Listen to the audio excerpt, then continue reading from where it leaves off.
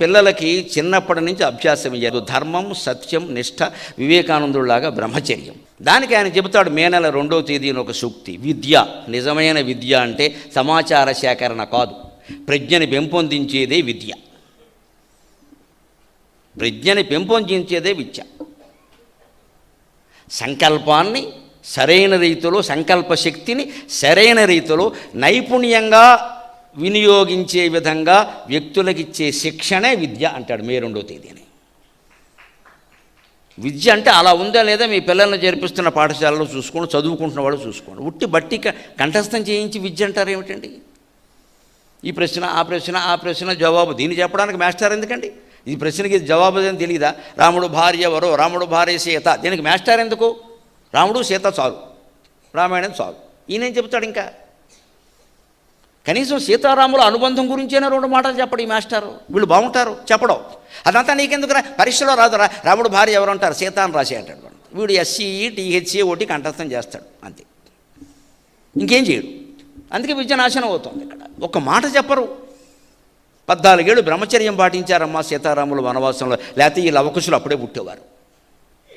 ఎందుకు పాటించారు బ్రహ్మచర్యం? భారతీయ సంస్కృతి, ఒడిదుడుకులను తట్టుకునే విధానం మన సంస్కృతి సంప్రదాయాల్లో ఉంటుంది. ఎందుకు పాటించారో తెలుసా? లక్ష్మణుడు కూడా వచ్చాడు, భార్యను అక్కడ వదిలేసి వచ్చాడు. 14 ఏళ్ళు తమ్ముడు అన్నగారి కోసం వనవాసం చేస్తూ ఒక్కడ వస్తే ఈయన ముందు వాళ్ళు సరసంగా ఎలా ఉంటారమ్మా? తప్పు కదా. అందుకోసం సీతారాములు బ్రహ్మచర్యం పాటించారమ్మా, అంత గొప్ప దంపతులు. మన ఇళ్లల్లో కూడా పెళ్లి కాని అమ్మాయిలు అబ్బాయిలు వయస్సు వచ్చిన వాళ్ళు ఉంటే దంపతులు కాదు, ఇంటికి వచ్చిన దంపతులు కూడా చాలా జాగ్రత్తగా ఉండాలి. వెర్రి వేషాలు, వెకిలి వేషాలు వాళ్ళ ముందు వేయకూడదు. ఓ కేరింతలు కొట్టి మాట్లాడేసి ఒకళ్ళ ఒకళ్ళు చేతులు వేసుకుని మాట్లాడకూడదమ్మా, వాళ్ళకి పిచ్చి ఆలోచనలన్నీ వస్తాయి. వాళ్ళు ఉన్నారు కదా పైగా అంటారు, మా అమ్మా నాన్న ఎలా ఉంటారు అంటారు. ఉండకూడదు, అలాగా గంభీరంగానే ఉండాలి, విడిగానే కూర్చోవాలి. వెళ్ళేవలసిన అమ్మాయి ఉంది అక్కడ, 20 ఏళ్ళు ఉన్నాయి. రాకుండా ఆలోచనలు వస్తే అందులో ఇవాళ దిక్కుమాలిన ఫోన్ ఒకటి వచ్చింది ఇక్కడ, అవి చూస్తారు వెంటనే. ఇక్కడ చాలా జాగ్రత్తగా ఉంటుంది. దానికి రామాయణం ఉదాహరణ. లక్ష్మణుడితోనే ఉన్నారు అలా మాట్లాడుతూ వాళ్ళు. అది విద్యలో మనం ఇలాంటి పౌరాణిక అంశాలు పెట్టి చెబితే పిల్లలకి బ్రహ్మచర్యం అలవాటు అవుతూ చదువుకున్నంతసేపు మనం ఇలాగ. పెళ్ళయిన వాళ్ళే ఉన్నారు అలాగా. అందుకే విద్య అంటే చెబుతున్నాడు ఆయన, సమాచార సేకరణ కాదు. ఇవాళ మొత్తం సమాచార సేకరణ మీరు గమనం. ఇంతంతలా పుస్తకాలు, physics EAMCET, chemistry EAMCET, botany EAMCET, అన్నీ తరగడా కింద మనకు వస్తాయి శుభ్రంగా. మళ్ళీ తరగడ వేరే అక్కర్లేదు. కనీసం అందులో జ్ఞానమైన వీటి తలలోకి ఎక్కుతుంది కొంచెం, నలుడు దోమలు ఎక్కినట్టు. ఏం ఉపయోగం అండి? అదే సమాచారం. దాన్ని గుడ్డి బట్టి కంఠస్థం చేయడం, కోచింగ్ సెంటర్ అనడం. వాడికి రోజు పరీక్ష పెట్టేస్తే ఆత్మహత్య చేసుకోకపోతే ఏమవుతాడమ్మా? పొద్దున చదవమన్నావు, మధ్యాహ్నం పరీక్ష పెట్టు, 25కు 25 రాలేదు, 2 మార్క్స్ తక్కువ వచ్చాయి అని ఏదో అన్నావు. వాడికి 23 వచ్చినందుకు ముందు మెచ్చుకోకుండా 2 మార్కులు తక్కువ గురించి మాట్లాడతారు ఏమిటండి? వాడు ఆత్మహత్య కాకపోతే ఏం చేసుకుంటాడు? ఇలా ప్రతిరోజు వాడిని ఒత్తిడి చేసి చంపేస్తుంటే, ఓ పక్క తల్లిదండ్రులు ఫోన్ చేస్తే మార్కులు ఎన్ని వచ్చారా అంతేనమ్మా, వేళకి తిన్నావా పడుకున్నావా అది కూడా లేదు. నేను అక్కడ చేర్పించింది ఎందుకు? ఈ సమాచార సేకరణ కోసం. అందుకే సమాచారం సేకరిస్తున్నారు, సదాచారం లేకుండా పోయింది. మనిషి ప్రజ్ఞని పెంపొందిస్తోందా విద్య. ఆ ప్రజ్ఞని పెంపొందించే విద్య ఎలా ఉండాలో రఘువంశంలో కాళిదాసు చెబుతాడు. ఇదే రామాయణ కథలో రామలక్ష్మణ భరత శత్రుఘ్నులు పుట్టిన సందర్భం చెబుతూ, కౌశల్య రాముణ్ణి కంది, కైక భరతుణ్ణి కంది, సుమిత్ర 2 శిశువుల్ని కవల పిల్లల్ని ప్రసవించింది అని చెబుతూ విచిత్రంగా విద్యా వ్యవస్థ గురించి చెబుతాడు కాళిదాసు. సుతౌ లక్ష్మణ శత్రుఘ్నౌ సుషువే సుమిత్ర సుషువే యమౌ, సుతౌ లక్ష్మణ శత్రుఘ్నౌ సుమిత్ర సుషువే యమౌ, సంయగారాధితా విద్య ప్రబోధ వినయా వివా అని అద్భుతమైన శ్లోకం చెబుతాడు. సుతౌ లక్ష్మణ శత్రుఘ్నౌ సుమిత్ర సుషువే యమౌ, సంయగారాధితా విద్య ప్రబోధ వినయా వివా. ఒక మామూలు విషయం చెప్పడానికి సుమిత్రాదేవి 2 కవల పిల్లల్ని కంది, అది సమాచారం. దానికి సదాచారం జోడించాడు కావ్యాలంటే. ఇవి ఎలా ఉందంటే, ఆవిడ 2 పిల్లల్ని కన్న విధానం, సమ్యగ్ ఆరాధిత విద్య ప్రబోధ వినయావివ. బాగా చదువుకున్న విద్యార్థి 2 లక్షణాలని ప్రొడ్యూస్ చేయగలుగుతాడు. ఆ మాట అంటేనే అర్థమవుతుంది. కన్నడం అంటే తెలియదు ఇక్కడ. బాగా చదువుకున్న విద్యార్థికి 2 లక్షణాలు ఉంటాయి. ఏమిటంటే, 1 ప్రబోధం, 2 వినయం.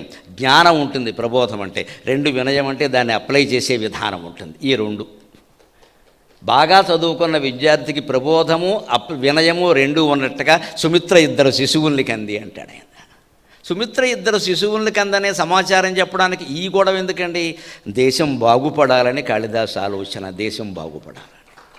రామాయణ కథ చెబుదామని కాదు, కథ చెప్పడానికి ఇవన్నీ ఎందుకు? అర్జునుడు బాగా బాణాలు వేసాడు అని చెప్పడానికి, పతంతు చరువుపేషు యథ, మనిషి చూపు ఎలాగైతే ఖాళీలో పడదో అర్జునుడి బాణాలు కూడా ఖాళీలో పడలేదని ఎందుకు చెప్పాడు? వ్యాసుడు జాతికి వేదాంతం నేర్పదలుచుకున్నాడు. నీ చూపు వస్తువుల మీద కాదయ్యా, వస్తువుల మధ్యలో ఉన్న ఖాళీ మీద పెట్టు. ఖాళీ ఏమిటో పరిశోధన చెయ్యి.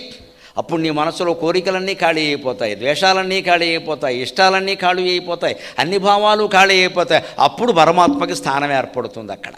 నువ్వు అందులో గడ్డి కాదని చెత్త చెదారని నింపాక దేవుడు ఎక్కడ ఉంటాడు? చోటేది ఇరికేసావు ఇక్కడ.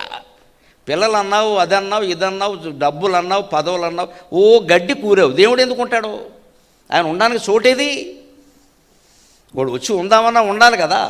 శ్రీకృష్ణుడు ఇలా వేణునాదం చేస్తూ ఉంటే చూస్తూ ఉన్న గోపికలకి భక్తులు కొంతమందికి అసూయ వచ్చింది. ఈ గొట్టం వెదురు గొట్టం కదా, ఇది ఎంత పుణ్యం చేసుకుందో, శ్రీకృష్ణుడి పెదవుల్ని తాకుతోంది, మనకు ఆ అదృష్టం లేదయ్యే.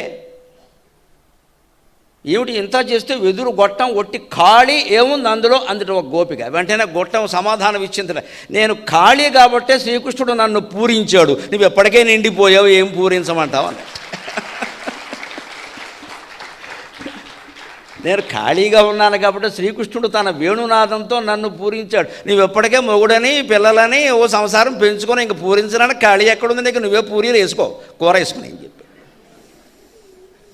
ఖాళీగా ఉండాలండి, భగవంతుడు కావాలంటే ఖాళీగా ఉండాలండి. అది ఖాళీ అనకూడదండి. మన దేశంలో మన మనస్సులో వ్యాపించిన పెద్ద జబ్బు ఏమిటంటే డబ్బు సంపాదిస్తేనే పని. ఇంట్లో ఉన్న ఇల్లాలు భర్తకి పిల్లలకి వండి పెట్టి బట్టలు ఉతికి నానా యాతన పడుతుంటే జాబ్ చేశారని అడుగుతారేంటి? గోమే కొట్టండి అమ్మ అడిగితే నేను చేయను అని చెప్పండి. అసలు జాబ్ చేశారని ఎవరన్నా అడిగితే ఆడవాళ్ళకి నమస్కారం పెట్టుకొస్తారు. అంత కర్మ నాకు లేదని చెప్పండి అమ్మ, అప్పుడు తగ్గిపోతాయి ఇవన్నీ. ఏంటంత కర్మ? నాకు అవసరం లేదు, నేను చేయను, అవసరమే చేసుకో. లేదండి, లోకంలో ఉన్న పెద్ద జబ్బు ఏంటంటే డబ్బు సంపాదిస్తేనే. Why are you not working? Not working ఏంటమ్మా, ఎలాట్ వర్కింగ్. ఇక్కడ ఇంట్లో పనులన్నీ ఆవిడ చేస్తుంది, నాట్ వర్కింగ్ అంటావు నువ్వు. ఇక్కడ ఆఫీసులో 10 గంటలు పనిచేసి బోర్డు వర్కింగ్. వాళ్ళు ఇంట్లో పని ఆఫీసు పని 2 చేస్తున్నారంటే చెయ్యెత్తి నమస్కారం పెట్టాలి. ఇంకా వాళ్ళకి వచ్చి చేస్తూనే ఉన్నారు పాపం. ఉద్యోగాల్లో ఉన్నవాళ్ళు కూడా నానాయాతన పడుతున్నారు. ఇంకా ఎక్కువ దండం పెట్టాలి, ఎక్కువ గౌరవించాలి పిల్లలు వాళ్ళని. అలాగని ఉద్యోగాలు చేయని వాళ్ళని అవమానించక్కల్లా. ఆ ధోరణిలో సంపాదించడం ఒకటే పని కాదండి. ఖాళీగా ఉన్నంత మాత్రాన పని లేకపోవడం కాదండి. అది జపం చేయండి, ధ్యానం చేయండి, అది ఎంత ఉపయోగించే పని అది. అందుకని ప్రబోధ వినయ విద్యావంతులు అయిన వాళ్ళకి ఇవాళ ప్రబోధం ఉందా, జ్ఞానం ఉందా? ఏమి జ్ఞానం ఉందండి? విజ్ఞానం ఉందమ్మా. విజ్ఞానం వేరు, జ్ఞానం వేరు. విజ్ఞానం అంటే లౌకిక సమాచారం, వైజ్ఞానికం అనే మాట గమనించండి. సైంటిఫిక్, శాస్త్రీయమంతా లౌకికం. అలౌకికం ఉండదు అందులో, పారలౌకికం ఉండదు, పారమార్థికం ఉండదు, ఒట్టి లౌకికం. ఆక్సిజన్, హైడ్రోజను, నైట్రోజను, ఎంతసేపు జన్మ. అథవా జన్మ గురించి మేము ఎడుతుంటే జన్ను చంపేస్తున్నారు ఇక్కడ. అన్నీ జన్నే. ఈ జని వద్దనే ఎడుతున్నాం ఇక్కడ. నైట్రోజని, నత్రజని, ఈ జని వద్దు. జని అంటే జన్మ సంస్కృతం, ఈ జన్మ వద్దనే. అన్నీ జన్నే. అది ఎలా పుట్టిందో, ఇది ఎలా, వీడు ఎలా పుట్టాడో వీడికి తెలియదు, అది ఎలా పుట్టిందో కనిపెడుతూ కూర్చుంటాడు ఇక్కడ. దాంట్లో ఇది కలుపు, దాంట్లో అది కలిపే చచ్చిన చివరికి విషం కలిపి ఎవడో ఇచ్చేవరకు ఇలాగే ఉంటాం ఇక్కడ. ఎన్నిసార్లు చేస్తారు ఈ ప్రయోగాలు, గొట్టాలు, గొడుగులు? నీ గురించి నువ్వు ప్రయోగం చేసావా? నువ్వు అన్నం తిన్నావు మిత్రమా, పప్పు వేసుకున్నావు, కూర వేసుకున్నావు, పచ్చడి వేసుకున్నావు, పులుసు వేసుకున్నావు, బూరెలు వేసుకున్నావు, లోపలికి వెళ్ళాక ఏమైందో ఎప్పుడైనా పరిశుద్ధం చేసావా? బాగా మనం పడుకున్నావు, మళ్ళీ పొద్దున్న లేచి బూరెలు అన్నావు, ఏమైనాయి లోపల వేసినవని? ఎంత యంత్రాంగం పెట్టాడండి. దేవుడికి తప్ప మరొకడికి సాధ్యమా అమ్మా? అది మరొకడికి సాధ్యమా? అన్నం అరుగుతోందంటే దేవుడు ఉన్నాడని లెక్క, నిరూపించక్కర్లేదు అక్కడ. ఏ మహాశక్తి 72,000 నాడుల, కొన్ని లక్షల ఉపనాడుల, చర్మాన్ని ఆశ్రయించిన నాడులు చూస్తే ఆకుల్లో తీగల కంటే అన్యాయంగా చాలా ఆకు తీగలో వెంట్రుకలో 1000 వంతు ఉంటుందండి ఒక్కొక్క నాడి. అందులోంచి రక్తం ప్రసరిస్తోంది, వాయువు పడుతోంది. What an astonishing thing. భగవంతుడికి 100,000,000 నమస్కారాలు పెట్టాలి. 100,000,000. నువ్వు అన్నం తిన్నాక లోపల ఏం జరిగిందో నువ్వు ఆలోచించావా? గొట్టమెట్టి చూసావా? చూస్తే తినలేవు. అదో అన్నీ అడ్డాలా ఇక్కడ. కానీ తెల్లారేసరికి శుభ్రంగా ఖాళీగా హాయిగా ఉన్నావు. మరి ఏ మాయ ఇక్కడ? మహామాయ, మహాసత్వ, మహాశక్తిర్ మహారథి. ఒక మహామాయ, ఒక మహాసత్వ, ఒక మహాశక్తితో లోపల నీ అన్నమంతా అరిగించి ఉరికి అరిగించాల, వ్యర్థాన్ని బయటికి తోసేసింది. ఉపయోగించేవన్నీ ఎక్కడికి పంపాలో అక్కడికి పంపింది. అరికాలి మంట నుంచి, అరికాలి వేలు నుంచి నషాళం వరకు, మెదడు వరకు ఉండే సన్న సన్న రంధ్రాలన్నింటిలోకి కొన్నింటిని రక్తం రూపంలో, కొన్నింటిలో మాంసం రూపంలో, కొన్నింటిని వాయువు రూపంలో పంపిన ఆ లలిత పరా భట్టారకి ఎంత దండాన్ని పెడితే సరిపోతుందండి. ఆ శక్తి కదా, ఆ మహాశక్తి కదా నీ శరీరంలో ఉండి పనిచేస్తుంది. ఇక్కడ దానికి దండం పెడితే సరిపోలే. అది అవగాహన చేసుకున్నావా? ఎలా మనకేం సంబంధం లేదా, కూర్చున్నాను జరిగిపోతుంది. ఇక్కడ మనకు తెలియకుండా, మనకు సంబంధం లేకుండా ఎన్ని పనులు జరుగుతున్నాయండి. మనం ఏం ప్రవేశించాం అందులో? ఇక్కడ ఇదంతా తెలియట్లా. ఈ సమాచారం ఇవ్వరే, ఈ సదాచారం ఇవ్వరే. అందుకని ప్రబోధం అంటే జ్ఞానం, ఆధ్యాత్మిక జ్ఞానం, విజ్ఞానం కాదండి. వినయం అంటే ఇది కూడా పొరపాటు అర్థం లోకంలో ప్రచారం ఉంది. వినయం అంటే చేతులు కట్టుకోవడం, కాళ్ళు ముడుచుకోవడం, ఎవరైనా రాగానే లేచి నిలబడడం, అది విధేయత. అది వినయం కాదు, దాన్ని విధేయత అంటారు. వినయం అంటే విశేషేణ నయం. నయం అంటే లీడింగ్ యువర్ లైఫ్. నయతి ఇది నాయక, నడిపించేవాడు నాయకుడు. నయం అంటే నడిపించడం. చదువుకున్నామంటే నీ జీవితాన్ని నువ్వు నడిపించుకోవాలి, ఎవరి మీద ఆధారపడకూడదు. అది వినయం. శంకరాచార్య భగవద్గీత భాష్యంలో చెబుతారు. రామకృష్ణ మఠంలో శంకరాచార్య భగవద్గీత భాష్యం ఉంది. అందులో విద్యా వినయ సంపన్నే అని 5వ అధ్యాయంలో శ్లోకం చూడండి. వినయం దగ్గర ఈ అర్థం చెబుతారు మహానుభావుడైన. ప్రపంచం మొత్తం మీద ఆ అర్థం చెప్పింది ఆయన ఒక్కడే. వినయం అంటే అది. వినయం అంటే చేతులు ముడుచుకొని కూర్చోవడం అది మామూలు విషయం. అది నీ జీవితాన్ని నువ్వు నడిపించుకునేలా నీ విద్య ఉందా ఇక్కడ? మరి బీటెక్ చదువుతాడు, ఎంటెక్ చదువుతాడు, చిన్న కష్టం రాగానే సీలింగ్ ఫ్యానాయ విద్మహే చున్నీ కంఠాయ ధీమకి. ఎందుకు చదివావు? సీలింగ్ ఫ్యాన్కి కంఠం వేసుకోవడానిక? లేక వీళ్ళు ఏం చేశారట, కోచింగ్ సెంటర్లో గొప్ప పని అండి, సీలింగ్ ఫ్యాన్లు తీసేశారట. నమశివాయ. హాస్టల్స్ ముందు వలలు పెట్టారట. ఎంత అజ్ఞానమో, ఎంత అజ్ఞానమో. ఒకడు ఒక అమ్మాయిని ప్రేమించాడు. ఆ అమ్మాయికి వేరే సంబంధం చూశారు, పెళ్ళి అయిపోతుంది. ఆ అమ్మాయి కూడా ఒప్పుకుంది, కానీ వీడికి నిద్ర పట్టట్లేదు. పెళ్ళి ఆపేయాలి, ఏం చేయాలో తెలియలా. పురోహితుని అడిగట్టు, పెళ్ళిలో ముఖ్యమైన క్రతువులు ఏంటండి అన్నట్ట. మంగళసూత్రం కడతారు, ముహూర్తం ఒకటి ఉంటుంది, తలంబ్రాలు ఒకటి ఉంటాయి అన్నట్టు. సన్నికలు తొక్కిస్తారయ్యా, అది కూడా ముఖ్యమైన సప్తపది ఏదో అన్నట్టు. ఇప్పుడు మంగళసూత్రం ఆపలేడు, ముహూర్తం ఆపలేడు, తలంబ్రాలు ఆపలేడు. సన్నికలు ఎక్కడుందో చూశాడు, అది పట్టుకుపోయాడు. సన్నికలు అంటే రుబ్బురోల పత్రం, అది తొక్కిస్తారు. ఈ కాలు ఈవిడ పెడుతుంది, దాని మీద ఆవిడ కాలు ఎడతాడు. తర్వాత ఈ 2 కాళ్ళు ఇలాగే తొక్కుంటూ కూర్చోండి, పనే లేదని. అదో ముచ్చట. జగన్నాథ పండితులారని ఒక మహాకవి రాస్తాడు. ఆయన భార్య పాపం చనిపోయింది. చనిపోతే ఆయన అంటాడు ఆశ్చర్యకరంగా, ప్రియా, పెళ్లి సందర్భంలో రుబ్బురోలు పత్రం మీద కాలు పెట్టమంటే సున్నితంగా ఉండి పెట్టలేకపోయావు. నేను నీ పాదం ఎత్తి కాలు రుబ్బురోలు పత్రం మీద పెట్టాను. నా చెయ్యి సాయం లేనిదే పాదం కూడా మోపలేకపోయావు కదా, నాకు చెప్పకుండా స్వర్గానికి ఎలా వెళ్ళిపోయావు అంటాడు. దాన్ని మహాకవిత్వం అంటారు. మహాకవిత్వం, మామూలు కవిత్వం కాదు. నా సాయం లేకుండా రుబ్బురోలు పత్రం మీద కాలు పెట్టలేకపోయావు, అంత సున్నితంగా ఉండేదాన్ని మీ పెళ్ళిలో. నేనే భార్య సరదా నీ పాదం తీసి అందు మీద పెట్టా, ఈవేళ నాకు తెలియకుండా అన్ని మెట్లెక్కి స్వర్గమే ఇలా వెళ్ళావు, నన్ను రమ్మంటే రానా అన్నాడు పాపం ఆయన. అది ప్రేమ, కవిత్వం అంటే. అలాగే సన్నికల్లు మీద పెడతారు కదా, సన్నికల్లు మీద కాలు తొక్కరా అని పాట కూడా ఉంటుంది, అదో ఆచారం. అందుకని వీడు సన్నికల్లు కొట్టేసేట. పెళ్ళి అవుతుందా? సన్నికల్లు కాబట్టి గొంతకల్లో ముంతకల్లో పెట్టేస్తారు అక్కడ. అది పెద్ద విషయమా? అందుకని ఆత్మహత్య ఆపాలంటే వాళ్ళు అధైర్యం ఎందుకు లోనవుతున్నారు? సిలబస్లో ఏం తేడా ఉంది? వాళ్ళ మీద ఒత్తిడి ఎక్కడో చూడాలి, కానీ ఫ్యాన్లు తీసేసి వల్ల పెడతారా? మనిషికో పోలీసుని కాపలా పెట్టండి, చివరికి పోలీసే ఆత్మహత్య చేసుకుంటాడు, ఏం చేయాలి తెలియక. జరుగుతుందా? ఏం ఆలోచిస్తున్నామండి? కాళిదాసు చెప్పాడు ఉపాయం. వాళ్ళ చదువులో ఎక్కడైనా జీవితానికి సంబంధించిన ఒక్క సమస్య ఉందా? ప్రేమలో విఫలమైతే ఏం చేయాలి? తల్లిదండ్రుల ప్రేమ లభించకపోయి, వీళ్ళ దురదృష్టం అండి. ఒక విద్యా సంస్థ అధిపతి చెప్పాడు నాకు, దీని గురించి ఎక్కడైనా చెప్పండి సార్, చాలా ఘోరంగా ఉంది పరిస్థితి. ఆయన హాస్టల్స్ నడుపుతున్నాడు, హాస్టల్ స్కూల్. 700 మంది పిల్లలు ఉన్నారు, 250 మంది సింగిల్ పేరెంట్స్ అండి. నాకు నిజమా అని అడిగాను. నిజము సార్, మీకు రిజిస్టర్ చూపిస్తా అన్నాడు. 700 మంది పిల్లల్లో 250 మంది సింగిల్ పేరెంట్స్ అమ్మా. ఏదర్ మదర్ ఆర్ ఫాదర్ ఇద్దరూ లేరు, ఎవరో ఒకరు లేరు. వాళ్ళు ఏమైపోతారు ఆ పిల్లలు? విడాకులు. ఎవరికి పిల్లలు అక్కర్లేదు, పౌరుషాలే కావాలి, అహంకారే కావాలి. పిల్లలు బతుకు నాశనమైనా సరే నా కోరికలు తీరాల్సిందే. నా అహంకారం నెగ్గాల్సిందే. మళ్ళీ ఇదే మనుషులు వృద్ధాప్యం వచ్చేసరికి మాత్రం పిల్లలకు ఫోన్లు చేసి తయారైపోతారు. ఇక్కడ నా పిల్లలు ఎక్కడి నుంచి వస్తుంది, ఇదివరకు ఏం చేసావు అంటే మన అవసరాలే అన్నీ ఇక్కడ. ఇంక సమాజం అక్కల, సంతానం బాధ్యత అక్కల్లా ఇలాంటి స్థితి. అందుకని ఆ మూలం అక్కడ అనాథ స్థితి. 250 మంది సింగిల్ పేరెంట్సా? ఆ పిల్లాడికి తల్లి ఉంది, తండ్రి లేడు. పైగా ఈ విడాకుల గ్యాంగ్ ఎలా ఉంటారు అంటే వాళ్ళు అక్కడి నుంచి ఇన్స్ట్రక్షన్, ఆయన వస్తే చూడనివ్వకండి, ఆవిడ వస్తే చూడనివ్వకండి. ఏమైపోవాలమ్మా వీడు? ఒకళ్ళు చూస్తే అటు వెళ్ళిపోవడం ఇటు వెళ్ళిపోవడం. కౌరవ పాండవ యుద్ధంలో కర్ణుని లాక్కున్నట్టు మాట్లాడమేనా? వాడు బతుకు గురించి ఏమైనా ఉందా అసలు?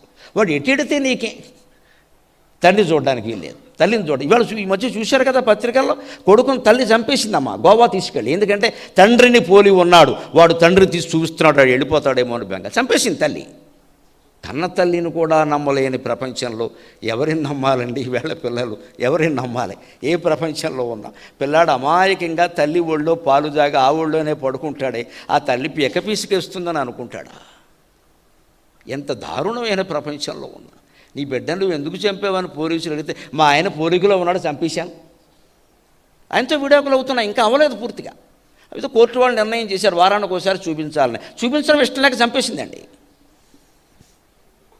చంపేసింది. ఆవిడేమైనా బాగుపడిందా? శాశ్వతంగా జైల్లో ఉందమ్మా. పిల్లాడు చచ్చిపోయాడు. ఆ తండ్రితో పాటు ఈవిడ ఏడుస్తూ కూర్చోవడమేనా? ఏం పరిష్కారాలు ఇవి? ఎలా ఆలోచిస్తున్నాం? పోనీ తప్పో ఒప్పో చేసి దానివల్ల ఎవరు బాగుపడ్డారు? ఒక్క క్షణం ఆలోచించి ఉంటే దానికోసం దగ్గుమందు తెప్పించి 3 దగ్గుమందు సీసాలు వాడి చేత తాగించి చంపేసిందమ్మా. అంత ఘోరానికి పాల్పడాలా? భర్త మీద ద్వేషంతో, భార్య మీద ద్వేషంతో. పిల్లలు కన్నామే మనం ఇక్కడ స్వర్గంలో ఉన్న వాళ్ళని తీసుకొచ్చి కిందకి దించాం. మనకు బాధ్యత లేదా? వాళ్ళు ఏమైపోతారని ఆలోచించద్దా? మన స్వార్థాలు, మన కామవాంఛలు, మన గొడవలైనా ఎంతసేపు, మన అహంకారాలు. దీనికి సమాధానం విద్య. ప్రబోధ వినయా వివ. కనీసం వాళ్ళకి మనం ఏం నేర్పాలి? నాయన నీకు తల్లి గ్యారంటీ కాదురా, తండ్రి గ్యారంటీ కాదు, గురువు అసలే ఎప్పుడు గ్యారంటీ కాదురా, నీ బతుకు నువ్వు నడుపుకోనైనా అదేనా చెప్పాలి కదా విద్యలో. వాడు ఒంటరిగానే బతకాలి కదా. అందుకని అన్నాడు ప్రబోధ వినయా వివ అని. అలాంటి విద్య మనం నేర్పగలగాలి. దానికే చెబుతున్నాడు తర్వాత జూన్ నెల సూక్తులు, జూన్ 6వ తేదీని. ఒడుదుడుకులను తట్టుకునేటువంటి విధానం మన సంస్కృతి సంప్రదాయాలకే ఉంది, విజ్ఞానానికి లేదు. అందువల్ల జాతి నరాల్లోకి సంస్కృతి సంప్రదాయాలని ప్రవేశపెట్టాలి అన్నాడు మహానుభావుడు.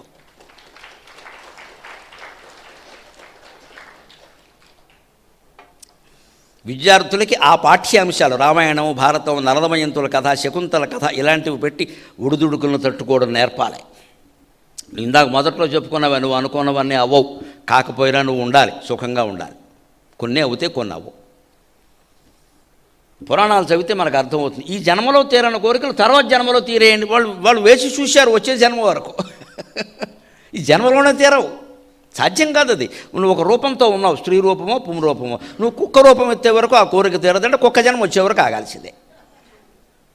అలా ఉన్న కథలు ఉన్నాయి మనకు ఆశ్చర్యకరంగా. వాళ్ళు ఆగారు, వాళ్ళ కోరిక అంత బలీయంగా ఉంది, ఆగారంతే. మనం ఇవాళ 3 రోజులు ఆగలేకపోతున్నాం. వేరే జన్మ ఎందుకండి? అసలు వేరే వీధిలోకి కూడా వెళ్లకుండానే మన కోరిక తీరిపోవాలి. ఇక్కడే ఆన్లైన్ కదా అంతా. నొక్కో ప్రతి వస్తువు ఇంటికి వస్తుంది. నొక్కగానే బ్యాంకు నొక్కావు, అకౌంట్ నొక్కావు, వాడిని పీక నొక్కాడు, ఇంటికి వచ్చాడు. ఇంత వస్తువు ఇంత పెద్ద డబ్బా పట్టుకొచ్చాడు. వస్తువు ఇంత, డబ్బా ఇంత, ముద్దలు తక్కువ మూతలు ఎక్కువని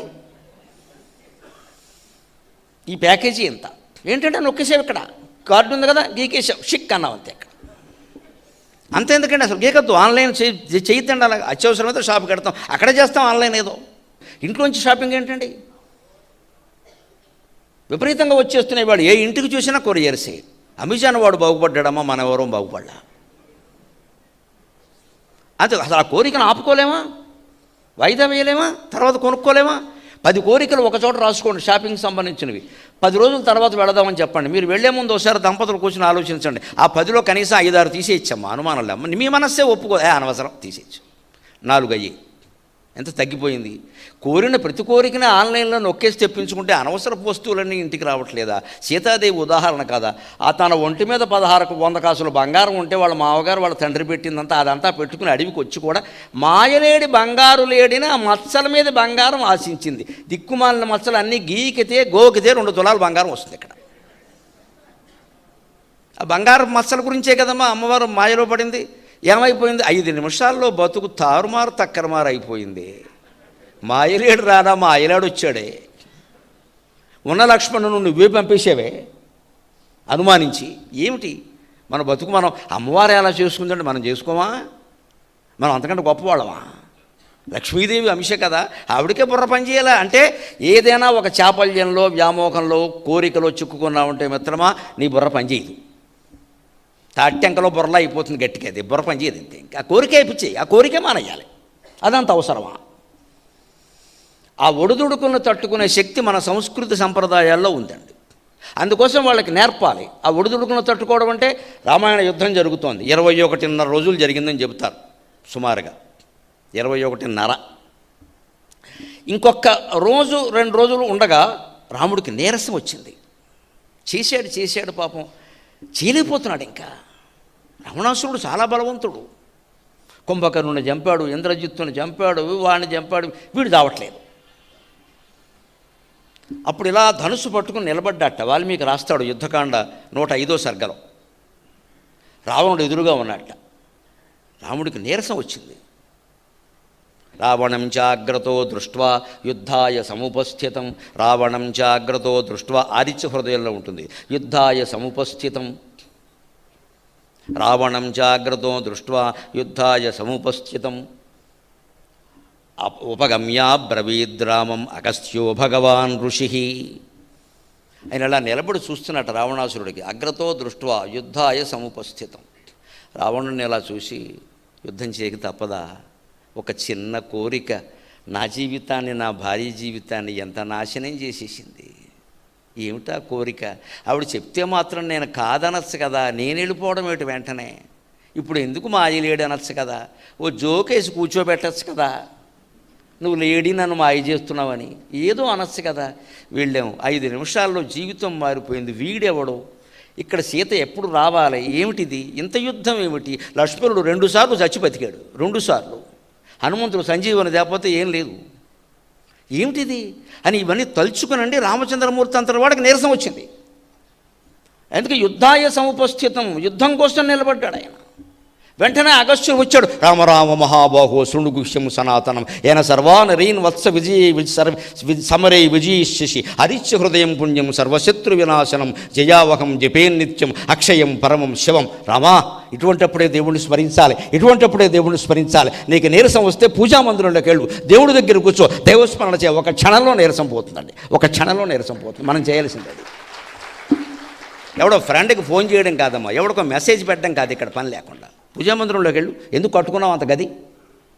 అక్కడ ఉన్న దేవత కాళ్ళు అట్టుకో, ఓ స్తోత్రం చదువు, పారాయణ చేయి, నన్ను కాపాడమని అడుగు. 24 గంటల్లో మీకు ఫలితం కనపడుతుందమ్మా. దేవతలు అంత గొప్పవాళ్ళు. మన పూజామందిరంలో ఉన్నవన్నీ మట్టి బొమ్మలు కాదమ్మా, సాక్షాత్ మహాపురుషులు అక్కడ వెలిసి ఉన్నారు. నువ్వు దేవుడని పెట్టే పూజ చేస్తున్నావు కదా, నమ్మకపోతే ఎలాగా? రామా, సూర్యుడిని ఆరాధించు, సోరాల ఎనర్జీ, సూర్యశక్తి నీళ్ళలోకి వస్తుంది. పైగా నువ్వంటే ఇష్టమయ్యా, సూర్యవంశం కదా నీది, మనవడంటే ప్రేమ ఉండదా? అందుకని నువ్వంటే ఇష్టమయ్యా. ఆదిత్య హృదయం అని అద్భుతమైన స్తోత్రం చెబుతాను, చెయ్యి, వెంటనే చెయ్యి, ఇక్కడే నుంచుని మానసికంగా చెయ్యి, ఏం పర్వాలా అని 31 శ్లోకాల ఆదిత్య హృదయం ఉపదేశం చేశాడమ్మ. రాముడు వెంటనే ధారయామాస ప్రయుతో రాఘవ ప్రయుతాత్మవాన్ త్రిరాచమ్య జప్త్వాతు అంటాడు.